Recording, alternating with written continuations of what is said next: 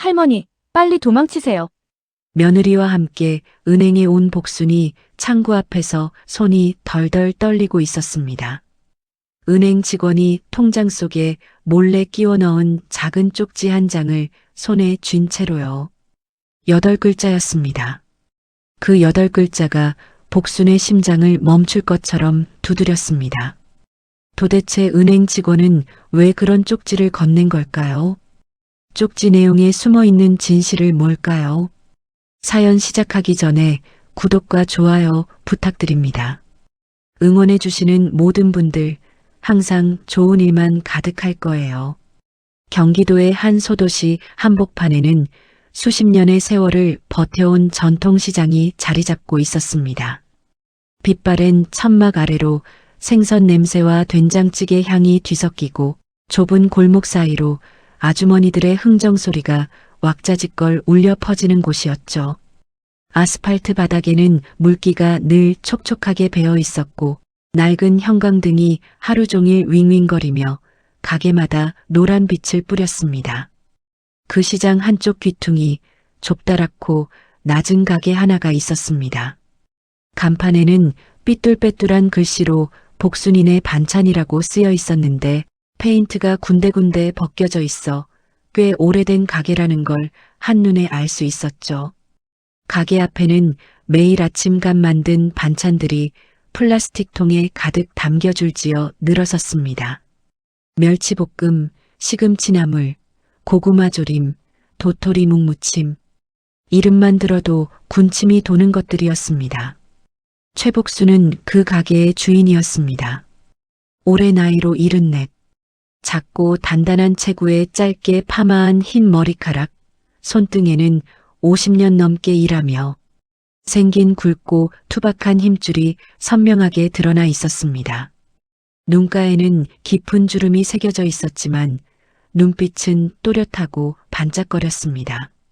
세월이 몸을 구부리려 해도 복순의 눈빛만은 굽히지 않는 사람 같았습니다.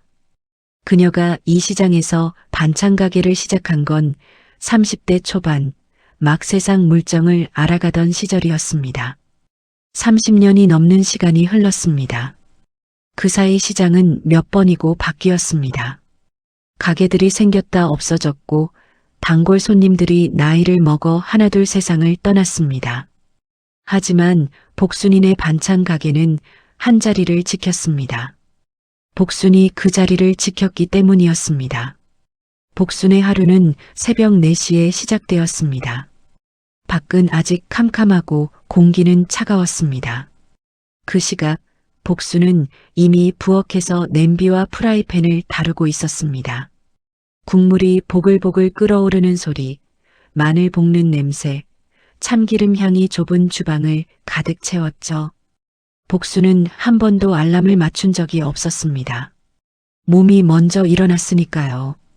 수십 년간 이어온 새벽이 몸 깊숙이 새겨져 있었기 때문이었습니다. 반찬을 다 만들고 나면 5시 반쯤이었습니다. 복순은 반찬통들을 리어카에 하나씩 실었습니다. 손이 익어 쓱쓱 움직였지만 예전보다 팔에 힘이 덜 들어가는 건 어쩔 수 없었습니다. 무거운 통을 들어 올릴 때마다 허리가 뻐근하게 당겼죠. 그래도 복순은 신음 한 번 내지 않고 리어카를 밀었습니다. 발이 기억하는 길이었습니다. 눈을 감고도 걸을 수 있는 길이었죠. 시장에 도착하면 다른 상인들도 하나둘 나와 있었습니다. 생선가게 미양이, 야채가게 정남이, 아주머니, 순대국밥집 경숙이, 모두 복순과 10년, 20년을 함께 이 시장을 지켜온 사람들이었습니다. 복순 언니, 오늘도 일찍 나왔네. 생선 가게 미양이가 생선을 손질하며 말했습니다. 복순은 가게 앞 고무판을 펼치며 씩 웃었습니다. 일찍 나와야지. 늦으면 손님 다 뺏기잖아. 복순의 목소리는 걸걸하고 시원스러웠습니다. 50년 가까이 시장 바닥에서 손님들에게 말을 걸어온 목소리였습니다. 크지도 않았지만 힘이 있었습니다. 장사가 시작되면 복순은 가게 앞에서 잠시도 쉬지 않았습니다. 지나가는 손님들에게 먼저 말을 걸고 반찬 뚜껑을 열어 냄새를 맡게 했습니다. 오늘 멸치볶음 진짜 맛있게 됐어요. 한 번만 맛봐요라며 작은 젓가락으로 한 점씩 집어 건넸습니다. 처음 보는 손님도 반찬 한 점 맛보고 나면 빈손으로 가는 경우가 드물었죠. 복순이 손님을 대하는 방식에는 특별한 게 있었습니다. 단골 손님의 이름을 전부 기억했습니다. 이 집 딸내미가 대학 합격했다는 것도, 저 집 아저씨가 무릎 수술을 했다는 것도. 복순은 반찬을 팔면서 안부를 물었고 덤을 얹어줬습니다. 사람들은 그래서 복순이네 가게에 왔습니다. 반찬 때문만이 아니었습니다. 남편이 세상을 떠난 건 벌써 12년 전이었습니다. 갑작스러운 심장병이었습니다.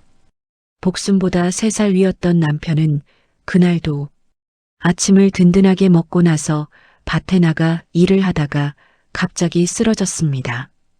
병원에 실려갔지만 손을 쓸 수가 없었죠. 복순은 그때의 일을 잘 떠올리지 않으려 했습니다. 떠올릴 때마다 가슴 어딘가가 텅 빈 것처럼 욱신거렸기 때문이었습니다. 그래서 더 열심히 일했습니다. 가게 문을 열고 반찬을 만들고 손님을 맞이하다 보면 슬픔이 비집고 들어올 틈이 없었으니까요. 남편이 떠나고 혼자 남은 복순에게는 아들 준호가 전부였습니다. 준호는 서울에서 직장을 다니는 46살 회사원이었습니다. 가끔 주말에 내려와 어머니 얼굴을 보고 가는 아들이었지만 복순은 그것만으로도 충분하다고 생각했습니다. 제 밥값 사고 살면 그걸로 됐지. 뭘 더 바라나? 복순은 늘 그렇게 말했습니다. 며느리 세영은 준호와 결혼한 지 7년이 된 39살이었습니다. 결혼하기 전부터 준호 따라 몇 번 시장에 내려와 인사를 했었죠. 복순은 처음엔 세영이 낯설었습니다. 도시 아이 특유의 깔끔한 차림새에 말 한마디 한마디가 조심스럽고 계산적인 느낌이 있었으니까요. 하지만 시간이 지나면서 그런 생각이 줄었습니다. 세영이 명절마다 선물을 들고 왔고 아들을 잘 챙기는 것 같았으니까요. 복순은 평생 모은 돈을 아들에게 남겨줄 생각이었습니다. 시장 한 구석의 작은 가게와 살고 있는 낡은 빌라. 큰 돈은 아니었지만 복순이 30년 넘게 땀 흘려 모은 것이었습니다. 그걸 아들 부부가 받아서 조금 더 편하게 살 수 있다면 그것으로 충분했습니다. 늙은 어미가 바랄 수 있는 건 그것 정도였습니다. 그런 어느 날이었습니다. 평소와 다름없이 장사를 하던 복순 앞에 세영이 나타났습니다. 화장을 곱게 하고 단정하게 차려입은 모습이었습니다. 평일 낮에 시장까지 찾아온 건 흔한 일이 아니었기 때문에 복순은 살짝 눈썹을 치켜 올리며 물었습니다. 세영아. 웬일이야? 세영은 가게 앞에 서서 미소를 지었습니다. 입꼬리가 올라가 있었지만 눈은 별로 웃고 있지 않았습니다. 복순은 그걸 알아채지 못했습니다. 어머님, 저 오늘 좋은 소식 전하러 왔어요. 세영의 목소리는 부드러웠습니다. 아주 부드러워서 오히려 조금 이상하다는 느낌이 들 정도였습니다. 좋은 소식? 네. 요즘 정부에서 시장 상인분들한테 지원금을 준대요. 어머님처럼 오래 하신 분들한테요. 옆 가게 사장님도 신청했다고 하던데요. 복순은 고개를 갸웃했습니다. 지원금이라는 말에 귀가 솔깃하기는 했습니다. 세금은 꼬박꼬박 내왔는데 이런 혜택을 받아보는 건 처음이었으니까요. 그래, 미양이도 한다고? 복순이 옆 생선 가게 쪽을 힐끔 바라보자 세영은 재빨리 고개를 끄덕였습니다. 네, 어머님. 오래 안 걸려요. 은행에 가서 서류만 제출하면 되거든요. 통장이랑 도장만 챙겨오시면 돼요. 복순은 잠깐 생각했습니다. 수십 년간 살아오면서 수상한 일도 많이 겪었습니다. 하지만 며느리가 직접 나서서 말하는데 설마 이상한 일이 있겠냐는 생각이 들었죠. 살을 맞대고 사는 가족이었으니까요. 더군다나 미양이도 신청한다고 했으니까요. 알겠어. 그럼 통장이랑 도장 챙겨야겠네. 복수는 가게 안쪽 서랍을 열었습니다. 낡은 통장과 도장을 꺼냈습니다. 통장 표지가 달아 있었습니다. 30년 넘게 아끼고 모은 돈이 담긴 통장이었습니다. 복수는 그걸 가방 안에 집어넣으며 특별한 의심 없이 고개를 들었습니다. 세영은 그 모습을 바라보며 미소를 유지했습니다. 복수는 그 미소가 조금 딱딱하다는 걸 그날은 눈치채지 못했습니다. 다음 날 아침이었습니다. 복수는 평소처럼 새벽 4시에 눈을 떴습니다. 하지만 그날은 반찬을 만들다가 문득 어제 며느리가 했던 말이 떠올랐습니다. 지원금, 통장, 은행, 단어들이 머릿속에서 두루뭉술하게 맴돌았습니다. 복수는 뜨거운 냄비를 저으면서도 자꾸 그 생각이 걸렸습니다. 딱히 나쁜 느낌은 아니었습니다. 그냥 조금 낯선 느낌이었습니다. 가게를 열고 오전 장사를 마칠 무렵 세영이 시장 입구 쪽에서 걸어오는 게 보였습니다. 어제와 마찬가지로 깔끔하게 차려입은 모습이었습니다. 베이지색 코트에 작은 핸드백을 들고 굽 낮은 구두를 신고 있었습니다. 시장 바닥에 물기를 피하듯 발끝을 조심스럽게 내딛는 걸음걸이였습니다. 복수는 그 모습을 보며 저 아이는 언제 봐도 시장이랑은 어울리지 않는다는 생각을 잠깐 했습니다. 어머님, 오늘 오후에 시간 되세요? 은행 같이 가려고요. 세영은 가게 앞에 서서 웃으며 말했습니다. 목소리가 다정했습니다. 복수는 앞치마에 손을 닦으며 고개를 끄덕였습니다. 오후에 1~2시쯤은 괜찮아. 점심 장사 끝나고 나면 한가해지니까. 그럼 1시 반에 제가 여기로 올게요. 세영이 밝게 웃으며 대답했습니다. 복수는 그 웃음을 보면서 며느리가 이렇게 직접 나서서 도와주니 고맙다는 생각이 들었습니다. 서울에서 일부러 시간을 내서 내려온 게 아닌가 싶었죠. 그냥 전화 한 통으로 끝낼 수도 있었을 텐데. 점심 장사가 끝나고 복수는 가게 안쪽에서 간단히 밥을 먹었습니다. 냉장고에 남은 된장찌개와 어제 만든 시금치나물로 차린 소박한 밥상이었습니다. 혼자 밥을 먹는 게 익숙해진 지 오래였지만 그날은 왠지 밥이 잘 넘어가지 않았습니다. 딱히 이유를 알 수 없는 거북함이었습니다. 복수는 숟가락을 내려놓고 통장을 가방에 다시 한번 확인했습니다. 통장과 도장도 제대로 챙겼습니다. 1시 반이 되자 세영이 정확하게 나타났습니다. 시간 약속 하나는 잘 지키는 사람이었습니다. 복수는 앞치마를 벗고 가방을 들었습니다. 시장 동료들에게 잠깐 은행 다녀온다고 말하려고 돌아봤는데 마침 미양이가 없었습니다. 복수는 그냥 조용히 가게 셔터를 반쯤 내리고 세영을 따라 걷기 시작했습니다. 시장을 빠져나오자 바깥 공기가 차가웠습니다. 겨울이 한창이었습니다. 좁은 골목을 지나 큰 길로 나오니 차들이 쌩쌩 달렸습니다. 복수는 코트 단추를 끝까지 잠그며 세영의 뒤를 따랐습니다. 세영은 앞장서서 걸으면서 스마트폰을 들여다보았습니다. 걸음이 빨랐습니다.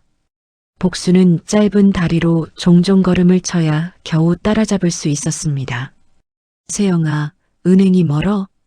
복순이 숨을 약간 몰아쉬며 물었습니다. 세영은 뒤를 돌아보지 않고 대답했습니다. 아니요, 금방이에요. 조금만 더 가면 돼요. 목소리는 여전히 부드러웠지만 걸음은 줄이지 않았습니다. 복수는 말없이 따라 걸었습니다. 발바닥이 시렸습니다. 새벽부터 종일 서 있었던 탓에 발이 묵직하게 부어 있었습니다. 은행은 큰 길가에 있는 작은 지점이었습니다. 유리문 너머로 안이 훤히 들여다보였습니다. 안에는 손님이 두세 명 앉아 번호표를 들고 기다리고 있었습니다. 세영은 유리문을 밀고 먼저 들어갔습니다. 복순도 뒤따라 들어섰습니다. 은행 안은 따뜻했습니다. 히터 냄새가 났습니다. 복순은 번호표를 뽑으려고 했는데 세영이 먼저 번호표를 뽑아들었습니다. 그러더니 복순을 창구 앞 대기 의자로 안내했습니다. 어머님, 여기 앉아 계세요. 제가 서류 먼저 정리할게요. 복순은 의자에 앉았습니다. 낡은 가죽 의자였는데 앉으니 발이 조금 편해졌습니다. 복순은 주위를 천천히 둘러보았습니다. 창구에는 직원이 2명 있었습니다. 한 명은 나이 든 남자 직원이었고 다른 한 명은 젊은 여자 직원이었습니다. 젊은 여자 직원은 단정하게 묶은 머리에 은행 유니폼을 입고 있었습니다. 이름표에는 윤지아라고 적혀 있었습니다. 복수는 가방을 무릎 위에 올려놓고 세영을 바라봤습니다. 세영은 가방에서 서류 봉투를 꺼내 무언가를 훑어보고 있었습니다. 서류가 꽤 두꺼웠습니다. 복수는 지원금 신청에 저렇게 많은 서류가 필요한가 싶었습니다. 잠깐 고개를 갸우뚱했지만 요즘은 정부 서류가 다 복잡하다는 소리를 들은 것 같아서 그냥 넘겼습니다. 어머님, 통장이랑 도장 주세요. 세영이 손을 내밀었습니다. 복수는 가방을 열어 통장과 도장을 건넸습니다. 세영은 그걸 받아 서류 봉투에 함께 끼웠습니다. 그 손놀림이 아주 익숙해 보였습니다. 망설임이 없었습니다. 번호가 불렸습니다. 세영이 먼저 일어나 창구로 걸어갔습니다. 복순도 자리에서 일어나 뒤를 따랐습니다. 창구 앞에 서자 윤지아 직원이 2사람을 바라봤습니다. 직원은 먼저 복순을 한번 훑어보고 그 다음 세영을 바라봤습니다. 그리고 세영이 내민 서류 봉투를 받아들었습니다. 직원은 서류를 펼쳐 읽기 시작했습니다. 처음에는 별 표정이 없었습니다.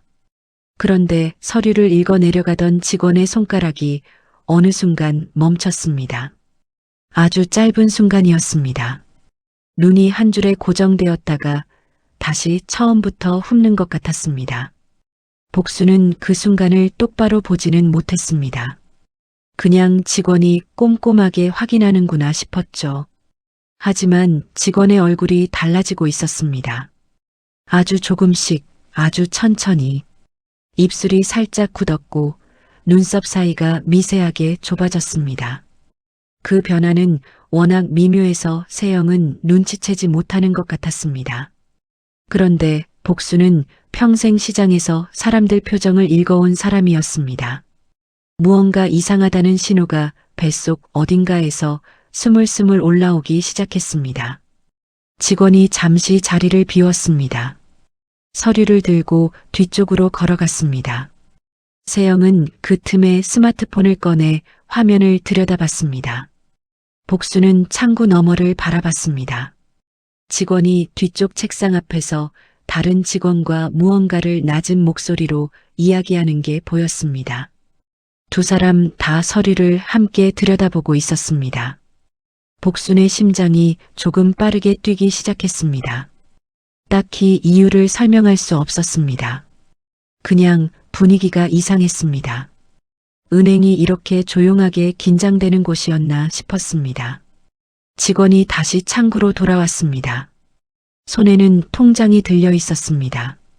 직원은 통장을 복순 앞에 내밀었습니다. 그러면서 아주 자연스러운 손짓으로 통장 안에 작은 종이 한 장을 슬쩍 끼워 넣었습니다. 세영은 그 옆에서 스마트폰을 보고 있었기 때문에 보지 못했습니다. 복수는 통장을 받았습니다. 손끝에 종이의 감촉이 느껴졌습니다. 직원은 아무 말도 하지 않았습니다. 다만 눈을 한번 마주쳤습니다. 짧고 조용하고 강렬한 눈빛이었습니다. 복수는 아무렇지 않은 척 통장을 가방에 넣으면서 손가락으로 종이를 꺼냈습니다. 아주 작은 종이였습니다. 가방 안에서 눈길이 닿지 않게 천천히 펼쳤습니다. 손이 살짝 떨렸습니다. 글씨가 작고 빠르게 쓰여 있었습니다. 할머니, 빨리 도망치세요. 딱 그 한 줄이었습니다. 복순의 머릿속이 순간 하얘졌습니다. 손끝이 차가워졌습니다. 심장이 쿵 하고 내려앉는 느낌이었습니다. 무슨 말인지는 몰랐습니다. 하지만 온몸이 먼저 알아차렸습니다. 지금 무언가 잘못되고 있다는 것을, 지금 이 자리가 위험하다는 것을. 복수는 천천히 고개를 들었습니다. 세영은 여전히 스마트폰을 들여다보고 있었습니다. 직원은 다시 서류를 정리하는 척하며 고개를 숙이고 있었습니다. 하지만 시선이 복순을 향해 있다는 걸 느낄 수 있었습니다. 복순의 다리가 천천히 힘을 모았습니다. 복순의 손가락 사이에서 작은 종이가 바들바들 떨렸습니다. 아니, 정확히는 종이를 쥔 손이 떨리고 있었습니다. 가방 안에 손을 넣은 채로 복순은 그 짧은 문장을 다시 한번 눈으로 더듬었습니다. 할머니, 빨리 도망치세요. 8글자였습니다. 그 8글자가 복순의 가슴 한복판에 돌덩이처럼 떨어졌습니다. 도망이라니, 도망을 치라니. 복순은 평생 살아오면서 도망이라는 단어를 이렇게 가깝게 느껴본 적이 없었습니다. 어릴 적 동네 개한테 쫓길 때 빼고는요. 복순은 최대한 아무렇지 않은 표정을 지으려고 애썼습니다. 하지만 50년 넘게 장사를 하며 단련된 얼굴 근육도 그 순간만큼은 뜻대로 움직이지 않았습니다. 입술이 떨렸고 눈동자가 흔들렸습니다. 심장은 이미 목구멍까지 올라와 두드리는 것 같았습니다. 숨을 고르려고 해도 공기가 제대로 들어오지 않는 것 같은 그런 느낌이었습니다. 창구 너머에서 지아가 서류를 정리하는 척하며 고개를 숙이고 있었습니다. 하지만 그 눈은 서류를 보고 있지 않았습니다. 살짝 치켜든 시선이 복순을 향해 있었습니다. 조용히 그러나 아주 간절하게 무언가를 전달하려는 눈빛이었습니다. 말로는 할 수 없는 것을 눈으로만 말하고 있었습니다. 그 눈빛이 복순에게는 이렇게 들렸습니다. 지금 바로 나가세요. 제발이요. 젊은 직원이 저런 쪽지를 몰래 건넨다는 게 보통 일은 아니었습니다. 잘못 판단했다가는 직장을 잃을 수도 있는 일이었습니다. 그런데도 그 직원은 손을 떨면서 쪽지를 끼워 넣었습니다. 그건 무언가를 분명히 알고 있다는 뜻이었습니다. 복수는 그 사실이 머릿속을 꽉 채우는 것을 느꼈습니다. 세영은 바로 옆에서 스마트폰을 내려다보고 있었습니다. 화면을 스크롤하는 손가락이 아주 느긋해 보였습니다. 아무것도 모르는 사람처럼, 아무 일도 없는 사람처럼 복수는 그 옆 얼굴을 슬쩍 바라봤습니다. 며느리의 표정은 평온했습니다. 너무 평온했습니다. 뭔가를 기다리는 사람 특유의 조용함이었습니다. 입꼬리가 아주 살짝 올라가 있었는데 그게 묘하게 차가운 느낌을 주었습니다. 그 순간 복순의 머릿속에서 무언가가 딸깍하고 맞물렸습니다.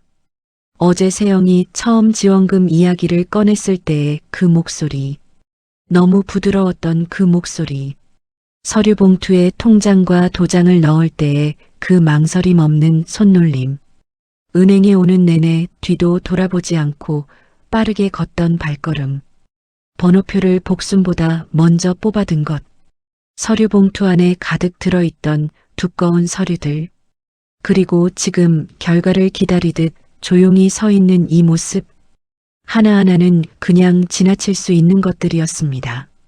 하지만 전부 이어놓고 보니 선명한 무늬가 드러났습니다. 복수는 그 무늬를 보면서 등골이 서늘해지는 것을 느꼈습니다. 복수는 천천히 숨을 들이마셨습니다. 폐속으로 공기가 들어오는 게 느껴졌습니다. 차갑고 건조한 은행 안공기였습니다. 복수는 그 공기를 꽉 붙잡듯이 숨을 멈췄다가 천천히 내쉬었습니다. 흔들리면 안 됩니다. 지금 흔들리는 티를 내면 안 됩니다. 일어서야 합니다. 지금 당장. 복수는 가방 끈을 손에 감아쥐었습니다. 손바닥에 땀이 배어났습니다. 무릎이 살짝 후들거렸습니다. 74의 몸이 이 순간만큼은 원망스러웠습니다. 젊었을 때처럼 후다닥 뛰어나갈 수 있다면 얼마나 좋을까요? 그래도 이 몸이 30년 넘게 새벽마다 리어카를 밀어온 몸이었습니다. 쉽게 무너질 몸이 아니었습니다. 어머님, 조금만 더 기다리면 될 것 같아요. 세영이 스마트폰에서 눈을 들며 말했습니다. 여전히 부드러운 목소리였습니다. 복수는 그 목소리를 들으면서 속으로 생각했습니다. 이 목소리가 처음부터 이상했다는 걸 왜 진작 몰랐을까? 귀에 듣기 좋은 소리만 들으려 했던 게 아닐까? 며느리니까, 가족이니까, 설마 하는 마음이 눈을 가렸던 것이었습니다. 그래. 복수는 짧게 대꾸했습니다. 목소리가 갈라질까봐 짧게 대답했습니다.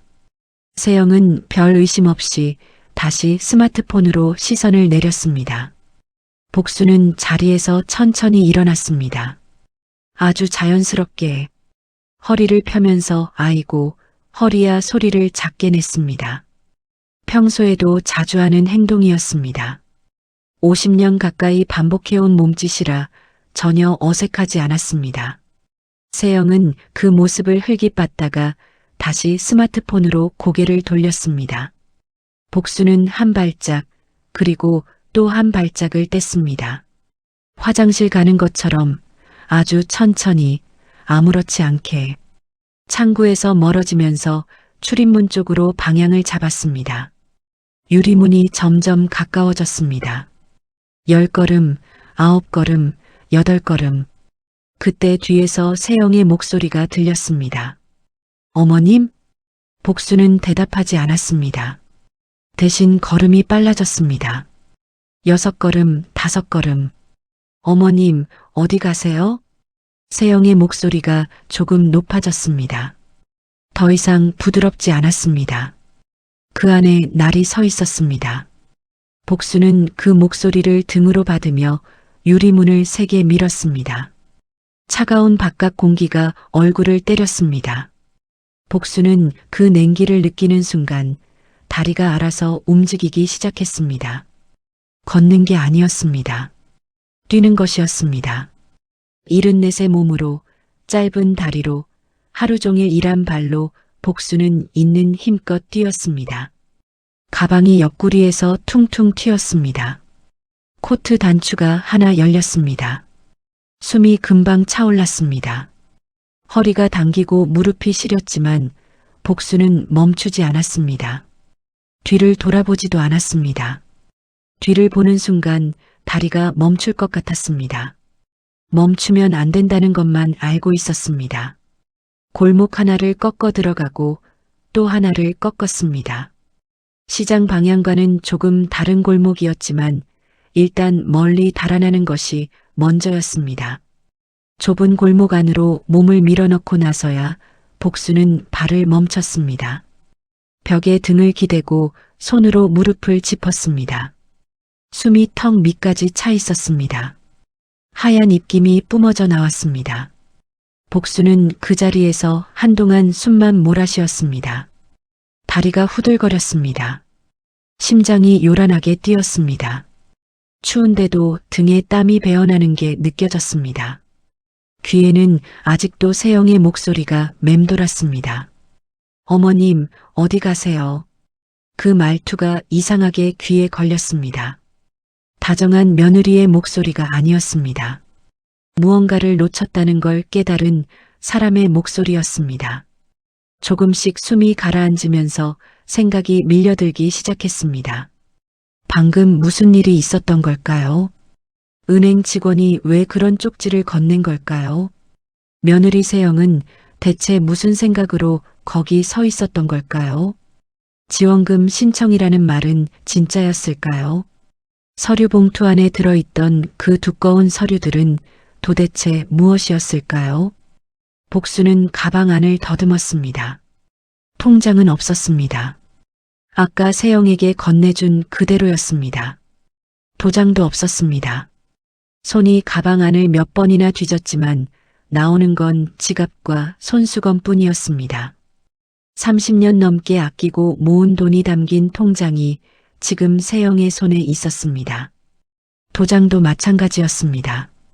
그걸 생각하니 발끝부터 차가운 기운이 올라왔습니다. 복순의 눈시울이 뜨거워졌습니다. 그러나 눈물은 나오지 않았습니다. 울 시간이 없었습니다. 지금은 울고 있을 때가 아니었습니다. 눈물은 나중에 흘려도 됩니다. 지금은 생각해야 했습니다. 어떻게 해야 하는지를. 30년 넘게 시장을 지켜온 사람이었습니다. 혼자서 가게를 꾸리고 혼자서 아들을 키우고 혼자서 남편을 떠나보낸 사람이었습니다. 세상이 함부로 넘볼 수 없는 사람이었습니다. 복수는 그 사실을 스스로에게 되새겼습니다. 지금 이 골목벽에 등을 기댄 채 떨고 있다는 게 믿기지 않았습니다. 하지만 떨고 있다고 해서 무너진 건 아니었습니다. 복수는 벽에서 등을 떼고 허리를 곧게 폈습니다. 입술을 꾹 다물었습니다. 눈빛이 다시 또렷해졌습니다. 시장 바닥에서 단련된 눈빛, 어떤 흥정 앞에서도 먼저 시선을 내리지 않던 그 눈빛이었습니다. 어디로 가야 할지 몸이 먼저 알고 있었습니다. 시장이었습니다. 복순의 자리로, 복순이 가장 잘 아는 그 자리로 돌아가야 했습니다. 시장으로 돌아오는 길은 멀게 느껴졌습니다. 평소에는 은행에서 시장까지 걸어서 10분도 안 걸리는 거리였습니다. 하지만 그날은 발이 무거웠습니다. 뛰고 나서 식어버린 땀이 등줄기를 타고 차갑게 달라붙었고 풀린 무릎은 걸음을 내디딜 때마다 살짝씩 흔들렸습니다. 복수는 걸으면서 자꾸 뒤를 돌아봤습니다. 세영이 쫓아오지는 않는지 확인하는 것이었습니다. 골목 끝까지 왔다가 큰 길로 나와서도 한 번 더 뒤를 봤습니다. 따라오는 사람은 없었습니다. 그래도 마음이 놓이지 않았습니다. 불안이라는 게 눈으로 확인한다고 해서 사라지는 게 아니라는 걸 복수는 그날 처음 제대로 알았습니다. 시장 입구가 보이자 복수는 자기도 모르게 어깨에 힘을 빼며 숨을 내쉬었습니다. 여기까지 왔으면 일단 안전했습니다. 낯익은 천막과 낯익은 냄새와 낯익은 소리들. 복수는 그 안으로 발을 들이밀었습니다. 생선 가게 미양이가 손질을 하다가 고개를 들었습니다. 복순 언니. 어디 갔다 와? 셔터가 반쯤 내려가 있어서 나 좀 이상하다 싶었는데. 미양이의 목소리는 평소와 다름없이 쩌렁쩌렁했습니다. 복수는 그 목소리를 들으며 가슴 한쪽이 뜨거워지는 걸 느꼈습니다. 익숙한 목소리가 이렇게 반가울 수가 없었습니다. 잠깐 볼 일 있어서. 복수는 짧게 대답하고 가게 앞으로 걸어갔습니다. 셔터를 올리고 안으로 들어가 의자에 털썩 앉았습니다. 허리가 욱신거렸습니다. 무릎도 아팠습니다. 74의 몸으로 그만큼 뛰었으니 당연한 일이었습니다. 복수는 잠시 눈을 감았습니다. 머릿속에서 장면들이 빠르게 지나갔습니다. 통장을 건네던 세영의 손, 서류를 읽다가 굳어버린 직원의 얼굴, 쪽지에 적힌 8글자, 높아진 세영의 목소리, 그리고 차가운 바깥 공기를 가르며 뛰었던 자신의 발걸음. 무슨 일이 벌어진 걸까요? 이게 다 무슨 일일까요? 그때였습니다. 시장 안쪽 어딘가에서 미양이의 목소리가 들렸습니다. 저 아주머니 복순 언니 며느리 아니야?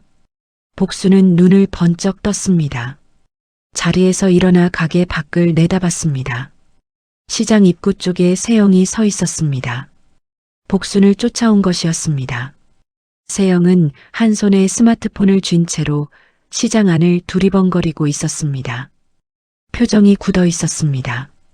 아까 은행에서 보던 그 평온한 얼굴이 아니었습니다. 복수는 몸을 가게 안쪽으로 당겼습니다. 심장이 다시 빠르게 뛰기 시작했습니다. 세영과 눈이 마주치면 안 된다는 본능이 먼저 움직였습니다. 그런데 세영은 복순을 찾는 것이 아니었습니다. 아니, 찾는 것이기는 했지만 그 방법이 달랐습니다. 세영은 스마트폰을 귀에 가져다 대더니 어딘가에 전화를 걸었습니다. 그리고 목소리를 낮춰서 무언가를 말하기 시작했습니다. 복순이 있는 곳에서는 내용이 들리지 않았습니다. 하지만 세영의 입모양과 표정은 읽을 수 있었습니다.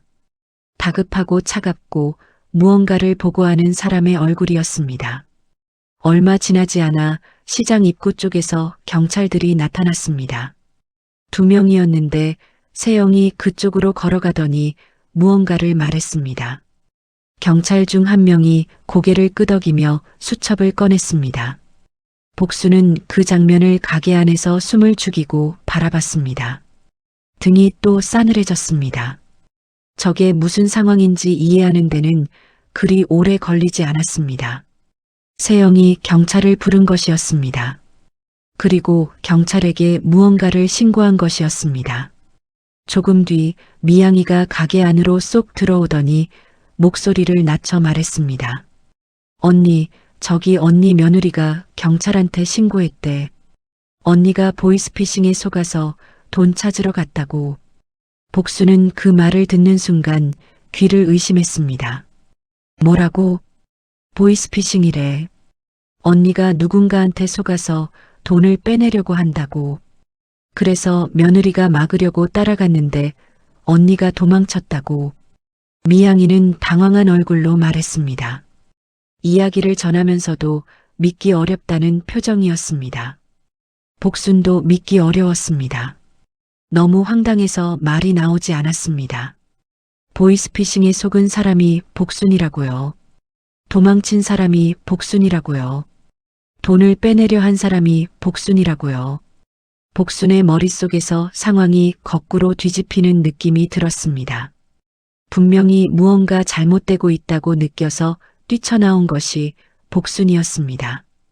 은행 직원이 쪽지를 건네며 도망치라고 한 것도 복순이었습니다. 그런데 그 상황이 순식간에 완전히 다른 이야기로 바뀌어 있었습니다. 복순은 가게 문 쪽으로 고개를 돌렸습니다. 경찰이 미양이에게 무언가를 물어보고 있었습니다. 미양이는 손을 저으며 모른다는 몸짓을 했습니다. 그리고 경찰의 눈이 복순의 가게 쪽으로 향했습니다. 눈이 마주쳤습니다. 경찰이 복순 쪽으로 걸어오기 시작했습니다. 세영도 그 뒤를 따라왔습니다. 복순은 자리에서 일어나지 않았습니다. 도망칠 생각도 없었습니다. 이미 한 번 뛰었습니다. 그것으로 충분했습니다. 지금은 버티는 것이 맞았습니다. 경찰이 가게 앞에 섰습니다. 최복순 씨 되세요? 목소리는 딱딱하지 않았습니다. 오히려 조심스러운 편이었습니다. 노인을 대하는 방식이라는 게 느껴졌습니다. 복수는 그 조심스러움이 오히려 더 서러웠습니다. 자신이 보호받아야 하는 사람처럼 여겨진다는 게 그 상황에서는 모욕처럼 느껴졌습니다. 맞아요. 복수는 짧게 대답했습니다. 목소리가 낮았습니다.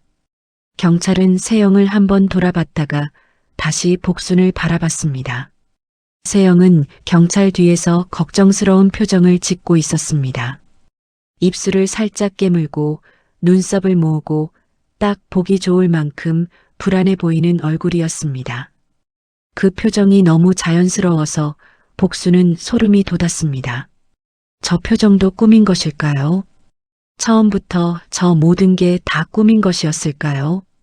저희가 신고를 받았는데요. 어머니, 혹시 모르는 사람한테 전화 받으신 거 없으세요? 돈을 찾아달라거나 통장을 줘야 한다거나 하는 말은요? 복수는 그 질문을 듣고 잠시 눈을 감았습니다. 모르는 사람한테 전화를 받은 게 아니었습니다. 며느리한테 직접 왔습니다. 가족이 찾아왔습니다. 그래서 믿었습니다. 그리고 통장을 건넸습니다. 복수는 눈을 떴습니다. 경찰을 바라봤습니다. 그리고 천천히 또렷하게 말했습니다. 내가 보이스피싱에 속은 게 아니에요. 진짜로 수상한 건 저 며느리예요. 경찰의 표정이 살짝 굳었습니다. 세영은 아무 말도 하지 않고 눈을 내리깔았습니다. 시장 안 상인들이 하나둘 그쪽을 바라보기 시작했습니다. 복순의 말이 끝나자 시장 안이 잠깐 조용해졌습니다. 경찰은 표정을 바꾸지 않은 채 복순을 바라봤습니다. 그 눈빛 안에는 판단도 믿음도 아직 들어있지 않았습니다. 그냥 확인하려는 눈빛이었습니다. 복순은 그 눈빛을 정면으로 받았습니다. 시선을 내리깔지 않았습니다. 경찰이 조심스럽게 입을 열었습니다.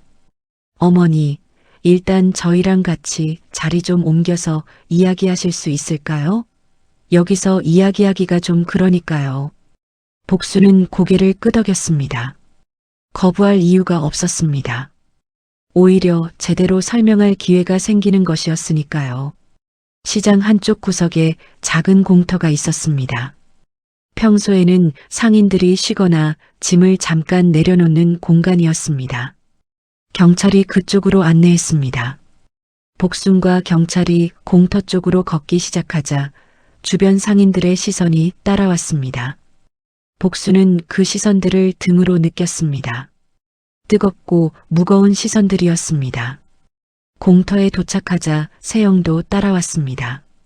경찰 옆에 서서 걱정스러운 표정을 유지하고 있었습니다. 복순은 며느리의 그 표정을 보면서 속이 쓰렸습니다.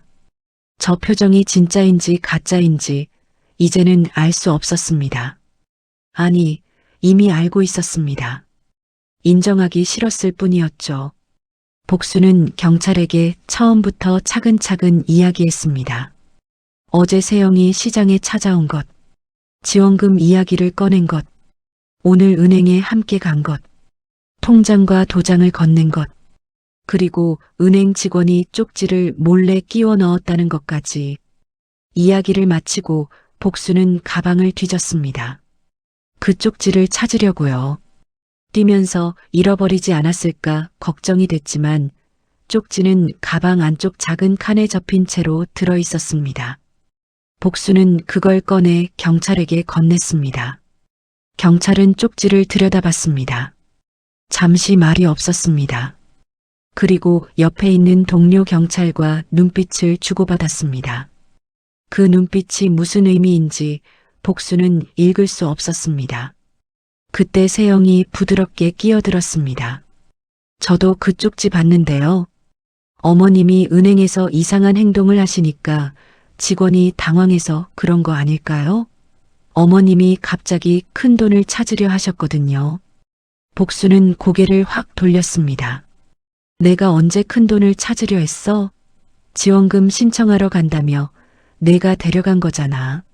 목소리가 높아졌습니다. 복순 스스로도 놀랄 만큼 컸습니다. 수십 년 시장 바닥에서 갈고 닦은 목소리였지만 이렇게 억울함을 담아 뱉어본 적은 없었습니다. 세영은 당황한 기색 없이 경찰 쪽을 바라보며 조용히 말했습니다. 저희가 어머님 걱정이 돼서요. 요즘 가끔 기억이 가물가물하신 것 같다고 저희끼리 얘기했었거든요. 복순은 그 말을 듣는 순간 온몸이 굳는 느낌이 들었습니다. 기억이 가물가물하다고요. 그 말이 무엇을 뜻하는지 복순은 금방 알아챘습니다. 자신을 정상적인 판단을 하지 못하는 노인으로 만들려는 것이었습니다. 아무도 믿지 말아야 할 사람으로 만들려는 것이었습니다. 경찰은 복순과 세영을 번갈아 봤습니다. 무엇을 판단하려는 표정이었습니다. 복순은 그 표정에서 아주 조금 자신을 향한 의구심 같은 것을 읽었습니다. 그리고 그것이 칼처럼 가슴을 긁고 지나갔습니다. 가게로 돌아온 복순은 의자에 앉아 시장 동료들에게 이야기를 꺼냈습니다. 무슨 일이 있었는지, 은행에서 어떤 일이 벌어졌는지 설명했습니다. 말을 하면서 손이 떨렸습니다. 목소리도 중간에 흔들렸습니다. 그래도 끝까지 말했습니다. 이 이야기를 들어줄 사람이 필요했습니다. 하지만 상인들의 반응은 복순이 기대했던 것과 달랐습니다. 미양이는 표정이 어두워졌습니다. 눈썹을 모으고 복순을 바라보다가 시선을 슬쩍 옆으로 돌렸습니다. 야채가게 정남이 아주머니는 입을 꾹 다물고 아무 말도 하지 않았습니다. 순대국밥집 경숙이는 걱정스러운 얼굴로 말했습니다. 복순 언니, 그게 진짜야? 근데 아까 며느리한테 전화 왔었는데. 복순은 눈을 가늘게 떴습니다. 전화가 왔어? 응. 언니가 요즘 좀 이상하다고.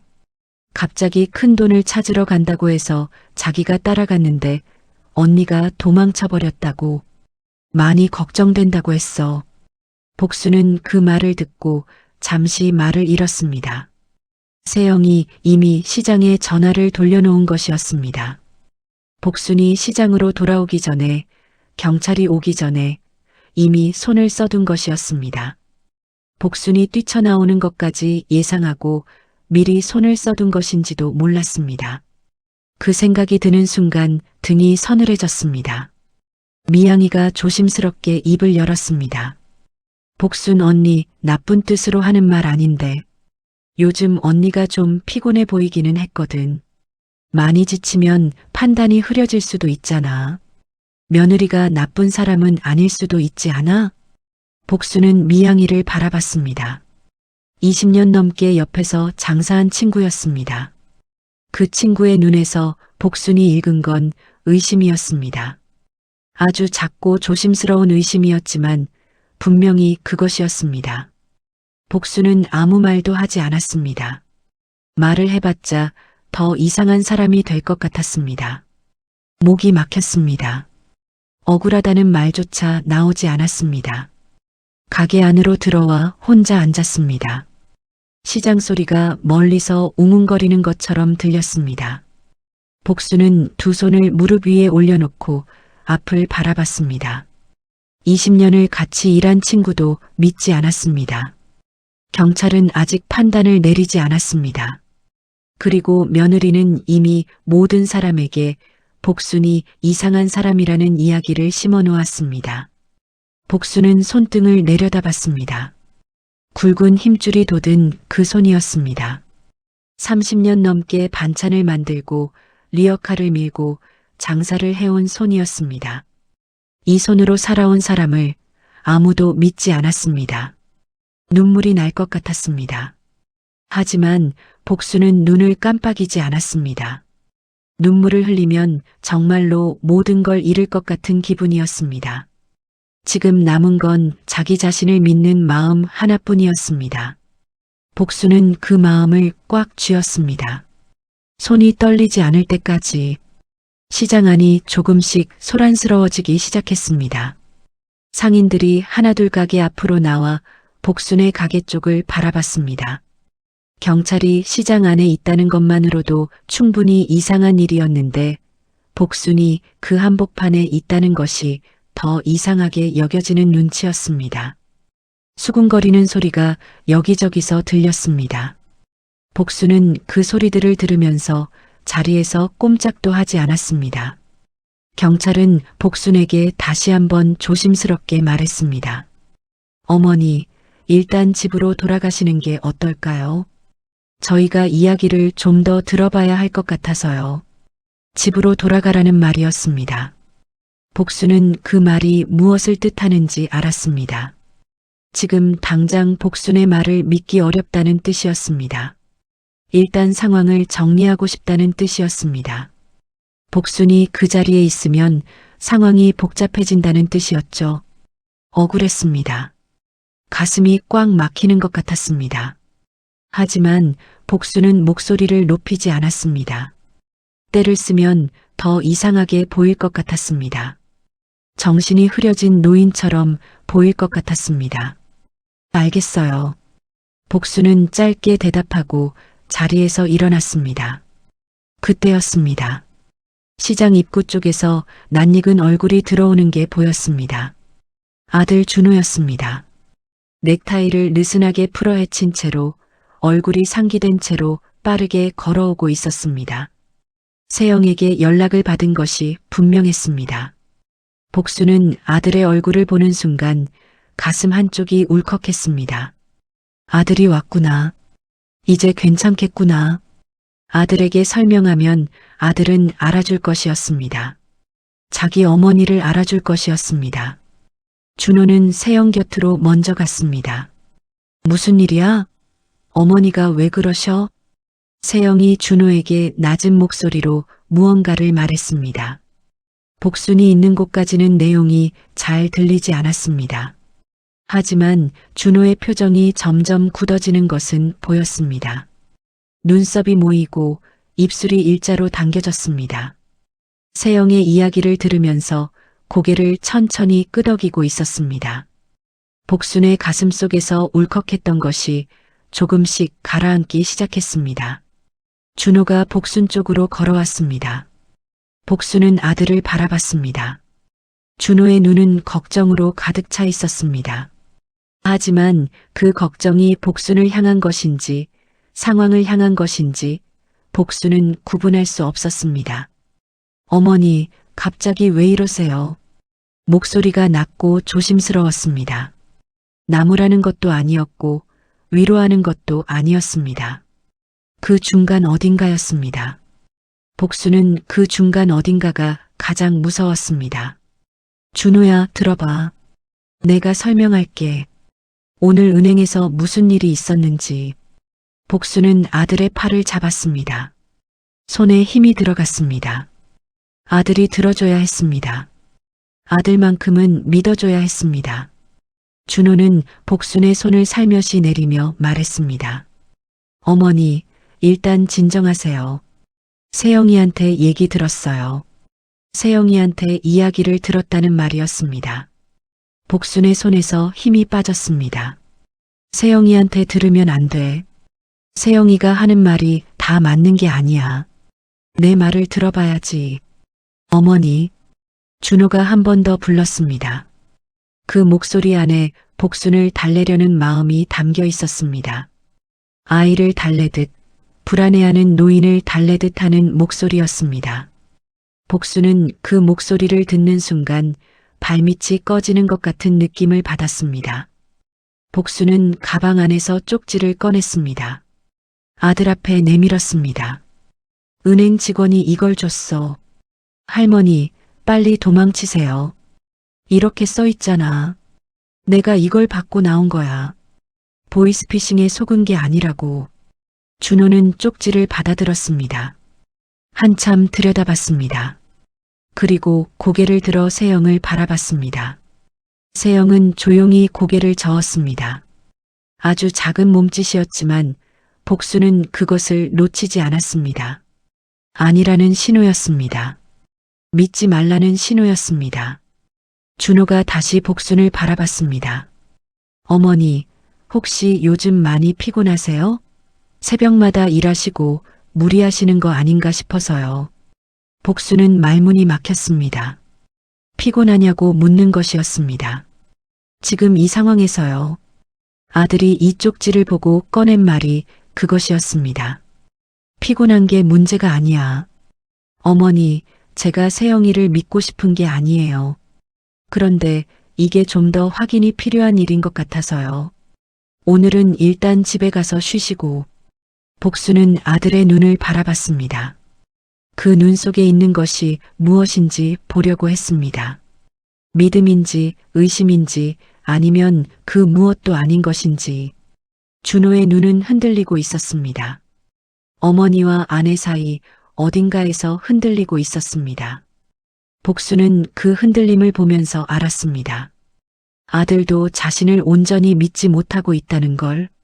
경찰이 다시 한번 복순에게 말했습니다. 어머니, 아드님도 오셨으니까 오늘은 일단 집에서 쉬시고 내일 저희 쪽에 오셔서 자세히 말씀해 주시면 어떨까요? 모두가 복순을 집으로 보내려 하고 있었습니다. 경찰도 아들도 며느리도. 복순은 사방이 막혀버린 느낌을 받았습니다. 자신의 말을 들어줄 사람이 아무도 없었습니다. 이 자리에서 아무리 이야기해도 이상한 노인의 헛소리처럼 흘려들을 것만 같았습니다. 복수는 천천히 고개를 들었습니다. 시장 안을 한번 둘러봤습니다. 미양이는 가게 앞에서 이쪽을 바라보고 있었습니다. 정남이 아주머니도 경숙이도 마찬가지였습니다. 모두 걱정스러운 얼굴로, 그러나 가까이 오지는 않는 얼굴로 바라보고 있었습니다. 30년을 같이 지낸 사람들이었습니다. 그 사람들도 오늘은 복순의 편에 서 있지 않았습니다. 복순은 입술을 꾹 다물었습니다. 눈이 뜨거워졌습니다. 이번에는 눈물이 나올 것 같았습니다. 억울함과 외로움과 배신감이 한꺼번에 밀려왔습니다. 손이 가방 끈을 꽉 쥐었습니다. 하지만 울지 않았습니다. 복수는 이 자리에서 울지 않기로 했습니다. 지금 눈물을 흘리는 순간 정말로 아무것도 아닌 노인이 되어버릴 것 같았습니다. 그것만은 안 됐습니다. 복수는 조용히 가방을 들고 가게 셔터를 내렸습니다. 그리고 아들 옆을 지나쳐 시장 밖으로 걸어나갔습니다. 아무도 붙잡지 않았습니다. 아무도 따라오지 않았습니다. 혼자였습니다. 지금 이 순간 완전히 혼자였습니다.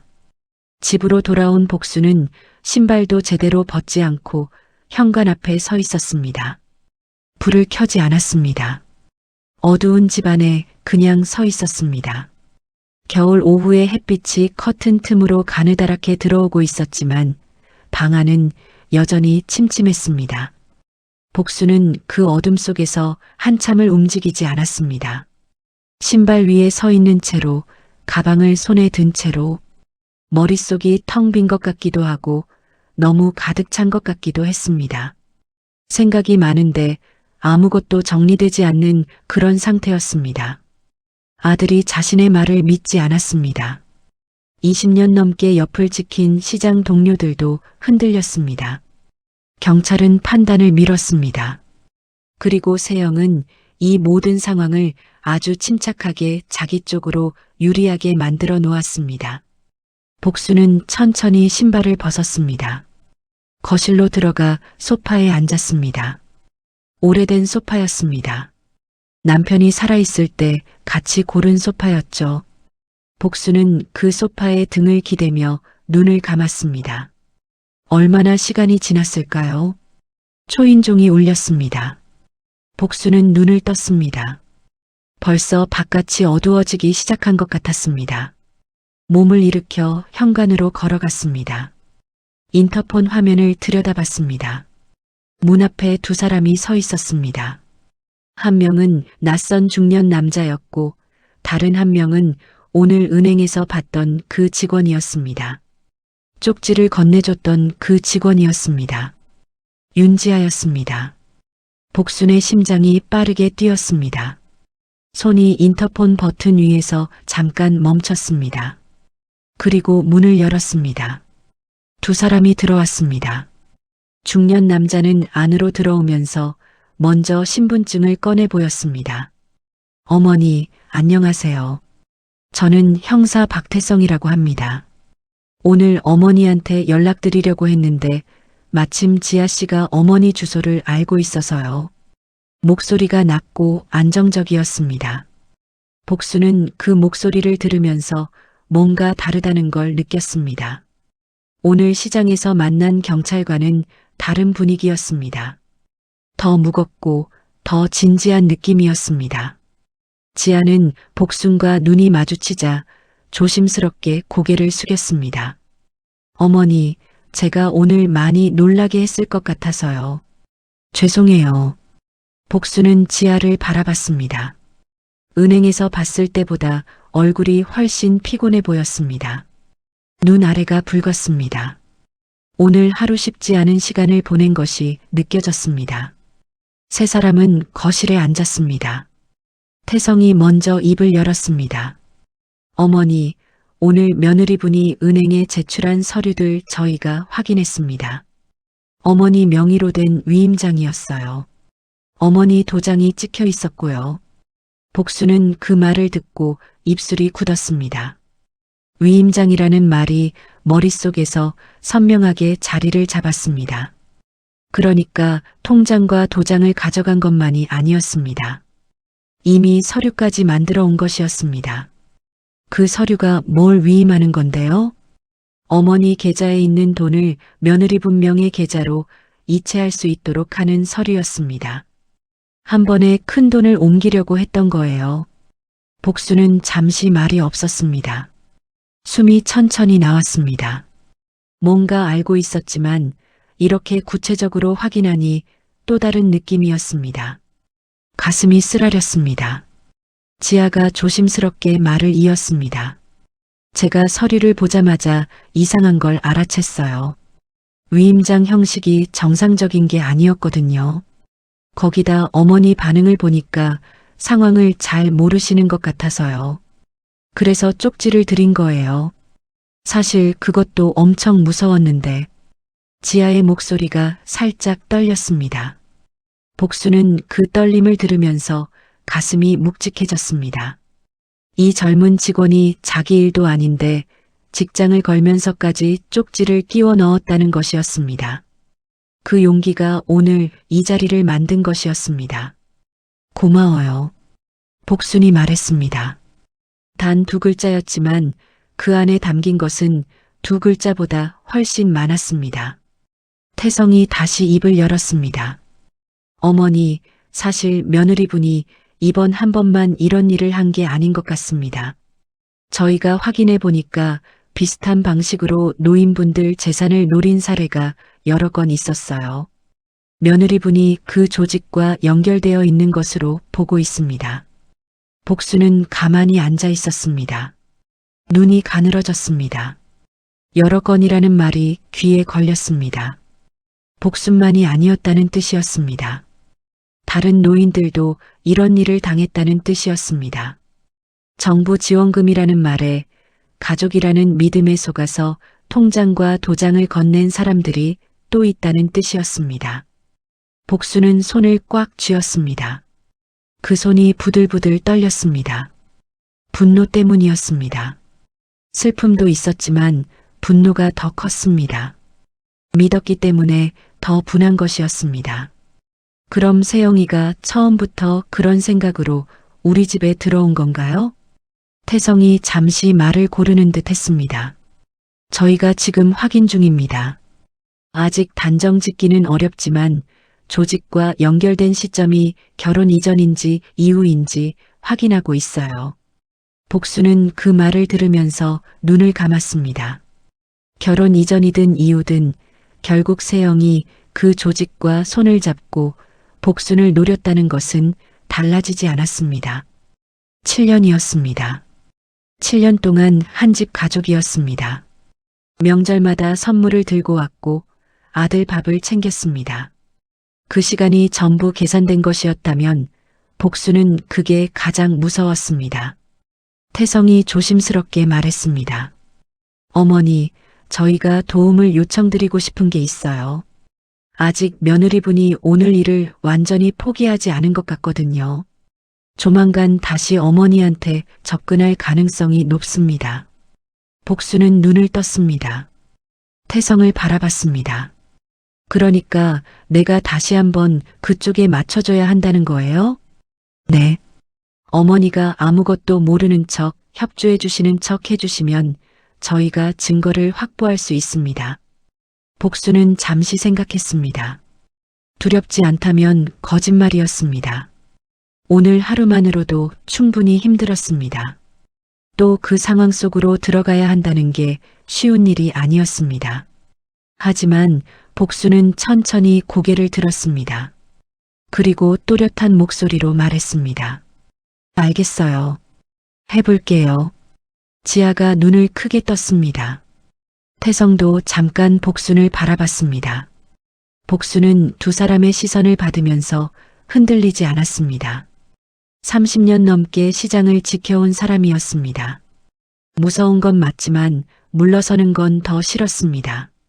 태성과 지아가 돌아가고 나서 집안이 다시 조용해졌습니다. 복수는 거실 소파에 혼자 앉아 두 사람이 앉았던 자리를 바라봤습니다. 자리가 아직 따뜻할 것 같은 느낌이었지만 실제로는 이미 차가울 것이었습니다. 복수는 무릎 위에 손을 올려놓은 채로 한동안 그냥 앉아 있었습니다. 알겠어요. 해볼게요. 방금 자신이 한 말이 귀에 맴돌았습니다. 그 말을 하는 순간은 망설임이 없었습니다. 하지만 혼자 남고 나니 서서히 두려움이 올라오기 시작했습니다. 또 세영을 마주쳐야 한다는 것, 아무것도 모르는 척 행동해야 한다는 것, 속마음을 숨기고 며느리를 대해야 한다는 것. 복수는 평생 거짓말을 잘 못하는 사람이었습니다. 반찬 가격을 조금 올려야 할 때도 손님 눈을 똑바로 못 보고 시선을 내리깔았습니다. 그런 복순이 연기를 해야 했습니다. 그것도 자신을 속이려 한 사람 앞에서요. 다음 날 아침, 복수는 평소보다 일찍 일어났습니다. 새벽 3시 반이었습니다. 평소보다 30분 이른 시간이었습니다. 잠이 오지 않았습니다. 뒤척이다가 그냥 일어났습니다. 부엌에 서서 국물을 끓이면서도 손이 자꾸 멈췄습니다. 국자를 젓다가 멍하니 불꽃을 바라보는 일이 반복됐습니다. 오늘 세영에게서 연락이 올까요? 아니면 직접 찾아올까요? 태성이 말했습니다. 며느리가 포기하지 않았을 거라고, 다시 접근해 올 거라고. 복수는 그 말이 맞을 거라고 생각했습니다. 세영은 그런 사람이었습니다. 한번 실패했다고 멈추는 사람이 아니었습니다. 7년을 버텼습니다. 7년 동안 좋은 며느리로 살면서 기회를 기다렸습니다. 그 사람이 하루 만에 포기할 리가 없었습니다. 반찬을 가게로 옮기고 셔터를 올리고 장사를 시작했습니다. 손은 익숙하게 움직였지만 머릿속은 내내 다른 곳에 있었습니다. 손님이 말을 걸면 겨우겨우 대꾸했습니다. 미양이가 옆에서 한마디 했습니다. 복순 언니, 오늘 무슨 일 있어? 얼굴이 왜 그래? 복수는 씩 웃었습니다. 아니야, 어젯밤에 잠을 좀 못 잤어. 거짓말이 생각보다 자연스럽게 나왔습니다. 복수는 그게 조금 낯설었습니다. 동시에 이 정도는 할 수 있겠다는 생각도 들었습니다. 전화가 온 건 오전 10시가 조금 넘었을 때였습니다. 화면에 세영의 이름이 떴습니다. 복수는 전화기를 손에 쥔 채로 잠깐 숨을 골랐습니다. 한 번, 두 번 숨을 들이쉬고 나서 통화 버튼을 눌렀습니다. 여보세요. 어머님, 저 세영이에요. 어제 많이 놀라셨죠? 저도 많이 걱정됐어요. 세영의 목소리는 여전히 부드러웠습니다. 걱정한다는 말을 자연스럽게 했습니다. 복수는 그 목소리를 들으면서 어금니를 살짝 깨물었습니다. 속으로는 파도처럼 감정이 일렁였지만 목소리는 최대한 평평하게 유지했습니다. 응, 나도 좀 당황했어. 괜찮아. 어머님, 사실 어제 지원금 서류 처리가 중간에 끊겼잖아요. 오늘 다시 가면 마저 할 수 있을 것 같거든요. 어머님이 통장이랑 도장 다시 가지고 오시면 돼요. 복수는 잠시 말을 멈췄습니다. 뻔뻔하다는 생각이 들었습니다. 어제 그 일이 있고 나서 하루 만에 다시 같은 이야기를 꺼내다니요. 그러나 동시에 태성의 말이 생각났습니다. 다시 접근해 올 거라는 말. 복수는 속으로 크게 숨을 들이켰습니다. 그리고 아무렇지 않은 목소리로 말했습니다. 그래, 오늘도 가면 되는 거야? 네, 어머님. 오후에 2시쯤 제가 데리러 갈게요. 알겠어. 그럼 오늘 가보자. 전화를 끊고 나서 복수는 전화기를 테이블 위에 내려놓았습니다. 손이 약간 떨렸습니다. 하지만 목소리가 흔들리지 않았습니다. 50년 장사 인생이 이런 데 쓸 줄은 몰랐지만 어쨌든 됐습니다. 바로 태성에게 문자를 보냈습니다. 오늘 오후 2시에 세영이 온다고, 은행에 다시 가자고 했다고. 답장은 금방 왔습니다. 알겠습니다. 준비하겠습니다. 어머니는 평소처럼만 해주세요. 평소처럼. 복수는 그 말을 되새겼습니다.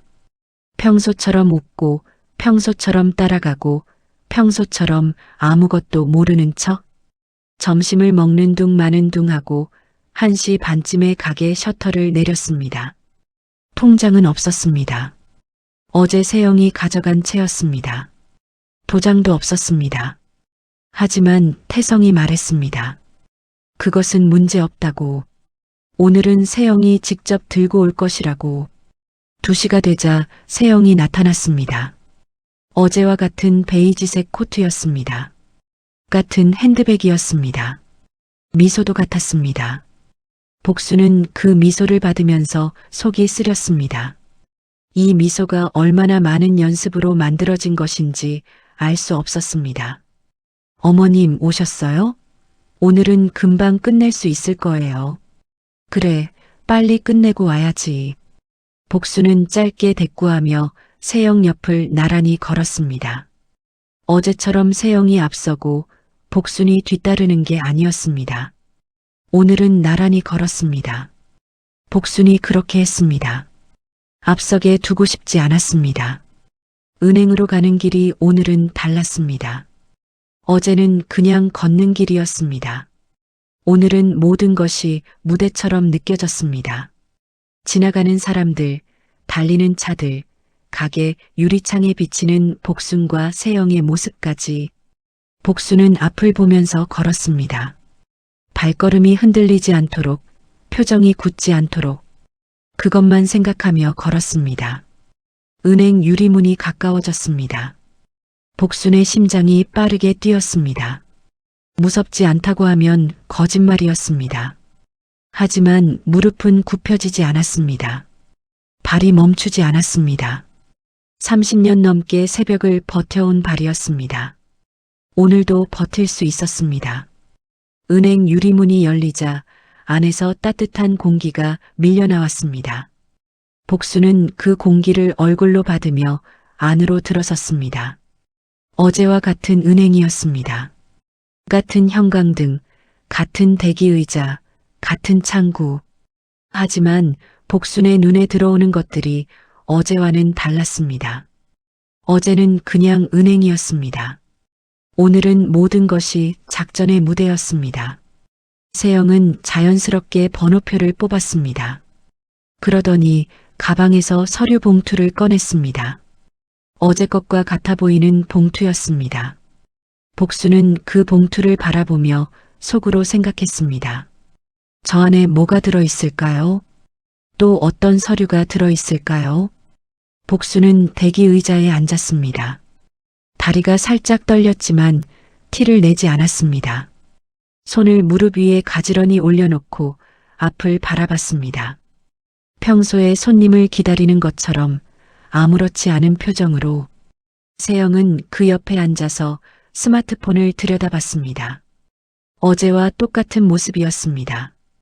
어제와 똑같은 자리, 똑같은 자세, 똑같은 표정. 복수는 그 모습을 보면서 이 사람이 얼마나 많이 이 일을 반복해왔을지 생각했습니다. 다른 노인들 앞에서도 이렇게 앉아 있었겠죠. 이렇게 느긋하게, 이렇게 태연하게. 번호가 불렸습니다. 세영이 먼저 일어나 창구 쪽으로 걸어갔습니다. 복순도 뒤를 따랐습니다. 창구에는 어제와 다른 직원이 앉아 있었습니다. 지아가 아니었습니다. 모르는 직원이었습니다. 복수는 잠깐 긴장했습니다. 태성이 말했습니다. 안에 사람이 있을 거라고. 어머니는 그냥 평소처럼만 하면 된다고. 세영이 서류 봉투를 창구에 내밀었습니다. 직원이 서류를 받아들었습니다.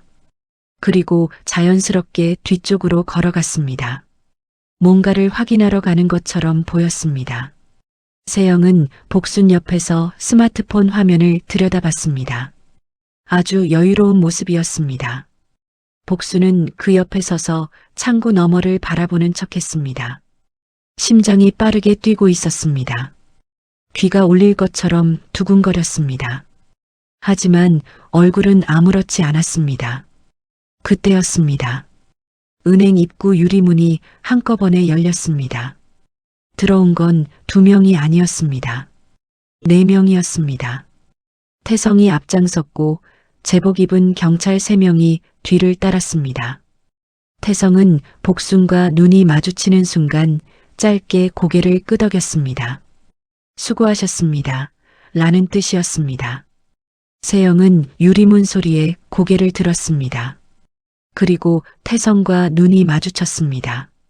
그 순간 세영의 얼굴에서 여유가 사라졌습니다. 불과 한 초 만에 표정이 굳었습니다. 눈동자가 빠르게 움직이며 주변을 훑었습니다. 출구를 찾는 눈빛이었습니다. 하지만 늦었습니다. 태성이 세영 앞에 섰습니다. 장세영 씨, 금융사기 혐의로 긴급 체포합니다. 차갑고 또렷한 목소리였습니다. 은행 안에 있던 손님들이 일제히 고개를 돌렸습니다. 조용하던 은행 안이 순식간에 얼어붙는 것 같았습니다. 세영은 잠깐 말이 없었습니다. 눈이 복순에게로 향했습니다. 그 눈빛 안에 여러 가지가 섞여 있었습니다. 당혹감, 분노, 그리고 믿기지 않는다는 표정. 복순을 바라보는 그 눈빛이 복순에게는 이렇게 읽혔습니다. 어머님이 이랬어요. 복순은 그 눈빛을 정면으로 받았습니다. 시선을 내리깔지 않았습니다. 눈을 피하지도 않았습니다. 50년 넘게 시장 바닥에서 아무한테도 먼저 눈을 내리깔지 않았습니다. 오늘도 마찬가지였습니다. 경찰이 세영의 팔을 잡았습니다. 세영은 저항하지 않았습니다. 그냥 잡히는 대로 있었습니다. 다만 끌려나가면서 한 번 더 뒤를 돌아봤습니다. 복순을 향해서였습니다. 하지만 복순은 더 이상 그 눈빛에 흔들리지 않았습니다. 세영이 은행 밖으로 나간 뒤 태성이 복순에게로 왔습니다. 어머니, 수고 많으셨습니다. 잘하셨어요. 복순은 그 말을 듣고 나서야 어깨에 힘이 스르르 빠지는 것을 느꼈습니다. 2시간 가까이 버텨온 긴장이 한꺼번에 풀리는 것 같았습니다. 다리가 후들거렸습니다. 복순은 가까운 의자를 찾아 천천히 앉았습니다. 태성은 그 옆에 서서 설명을 이어갔습니다. 세영의 핸드폰에서는 비슷한 방식으로 접근했던 다른 피해자들의 정보가 발견되었습니다. 계좌 내역에서도 여러 노인들에게서 빼돌린 것으로 보이는 돈의 흔적이 확인되었습니다. 세영 혼자가 아니었습니다. 여러 명이 함께 움직이는 조직이었고 세영은 그 조직 안에서 가족 행세를 하며 접근하는 역할을 맡고 있었습니다. 복순은 그 이야기를 들으면서 가슴이 무거워졌습니다. 복순만이 아니었습니다. 이름도 얼굴도 모르는 노인들이 복순과 같은 방식으로 속았습니다. 가족을 믿었고 지원금이라는 말을 믿었고 통장과 도장을 건넸습니다. 복순은 그 사람들이 겪었을 감정이 어떤 것인지 알 것 같았습니다. 억울하고 무섭고 너무 외로운 감정이었을 것입니다. 은행 밖으로 나오자 차가운 겨울 바람이 얼굴을 스쳤습니다. 복순은 잠깐 그 자리에 서서 하늘을 올려다봤습니다. 하늘은 맑았습니다. 겨울 햇빛이 약하지만 분명하게 내리쬐고 있었습니다. 복순은 그 햇빛을 얼굴로 받으면서 천천히 눈을 감았습니다. 이틀 동안의 일들이 스쳐 지나갔습니다. 쪽지를 건네주던 지아의 손, 아들의 흔들리는 눈빛, 시장 동료들의 의심 어린 시선, 골목벽에 기댄 채로 숨을 몰아쉬던 그 순간, 그리고 세영이 끌려나가던 뒷모습, 복순은 천천히 눈을 떴습니다. 입술이 굳게 다물어졌습니다. 눈빛이 차분했습니다. 시장으로 돌아가야 했습니다.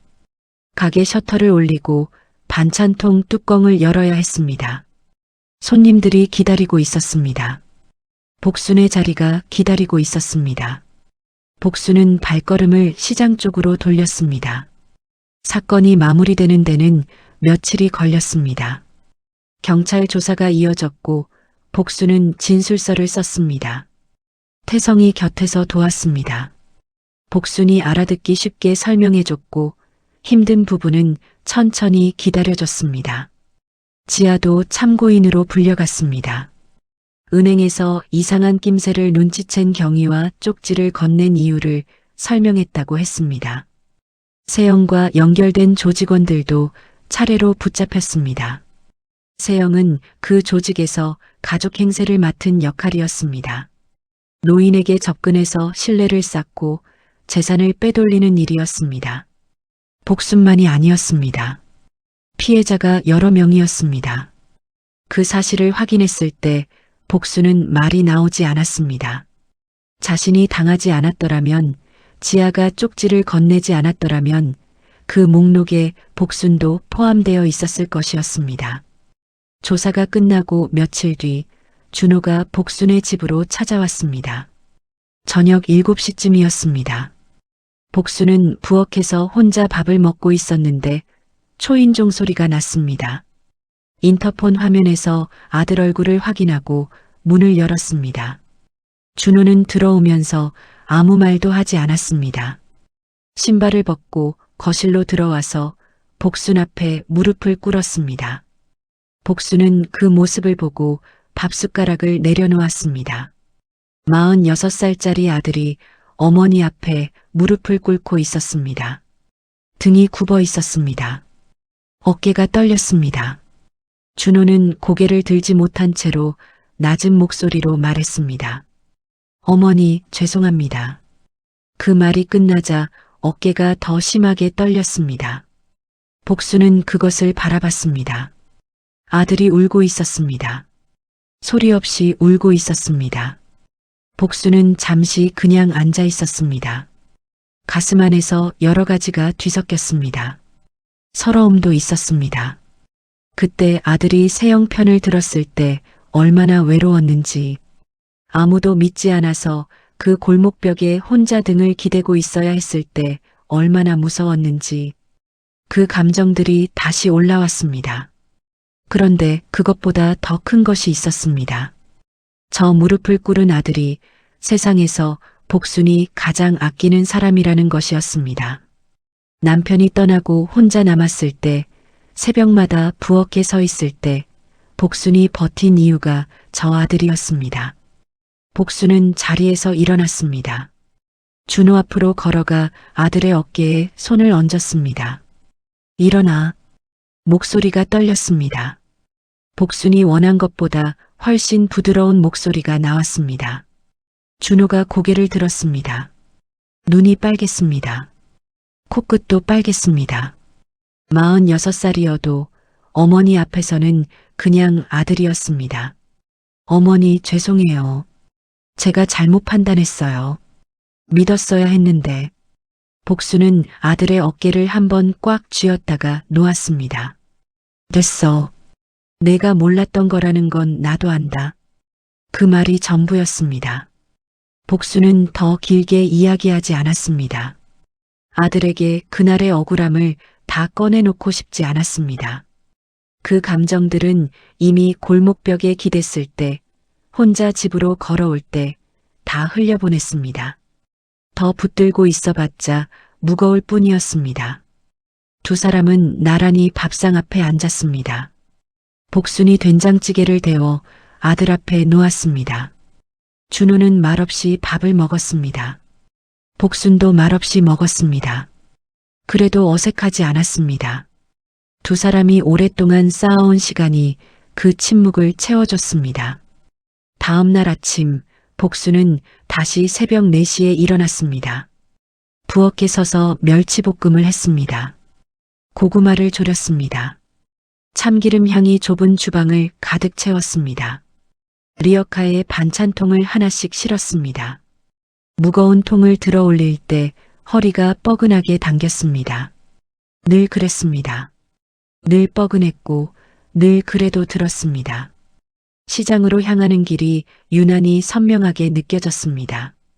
발바닥에 닿는 아스팔트의 감촉, 이른 아침의 냉기, 저 멀리서 들려오는 생선 가게 트럭 소리. 복수는 그것들을 하나하나 느끼면서 걸었습니다.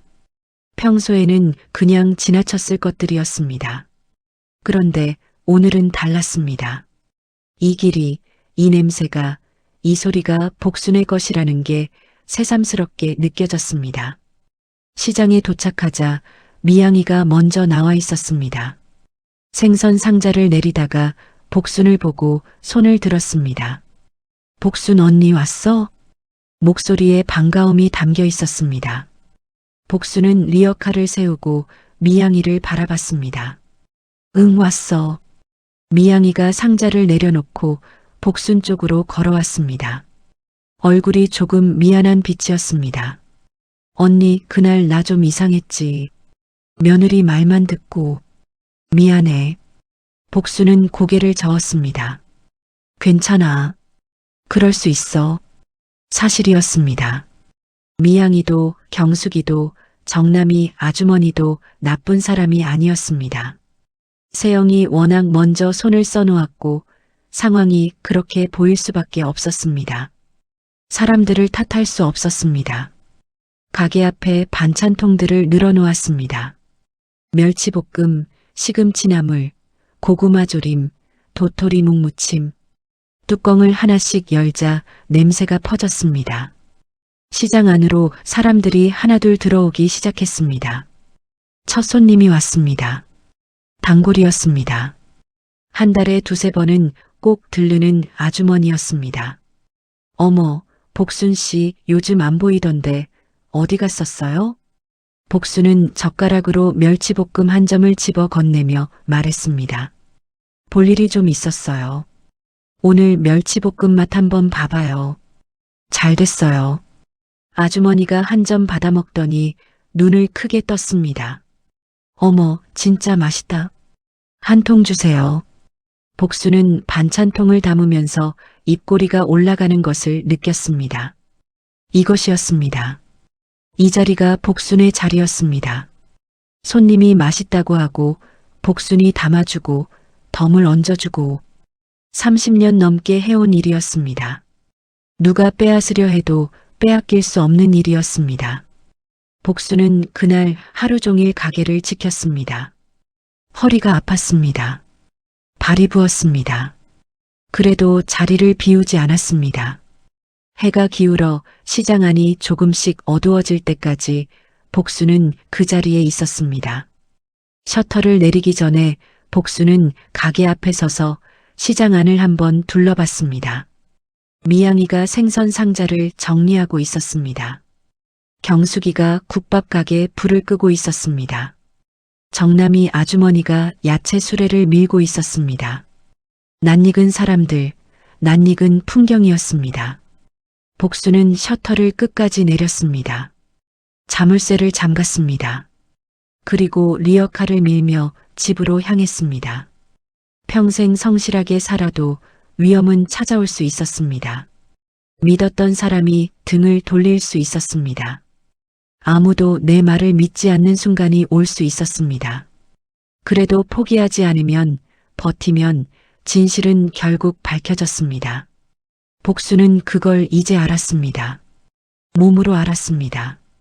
발걸음이 가벼웠습니다. 오늘 처음으로 진짜로 가벼웠습니다. 사람이 가장 큰 위험이 될 수 있다는 것을 복순은 74세 처음 알았습니다. 그러나 복순이 끝까지 버틸 수 있었던 것도 결국 사람이었습니다. 쪽지 한 장을 손에 쥐어준 낯선 직원의 용기, 그리고 30년 동안 새벽마다 스스로를 일으켜 세워온 복순 자신의 힘이었습니다. 믿었던 사람에게 배신당하는 일은 누구에게든 찾아올 수 있습니다. 하지만 포기하지 않는 사람에게는 진실도 결국 찾아옵니다. 마지막으로 구독과 좋아요 부탁드리면서 지금까지 사람 책방이었습니다.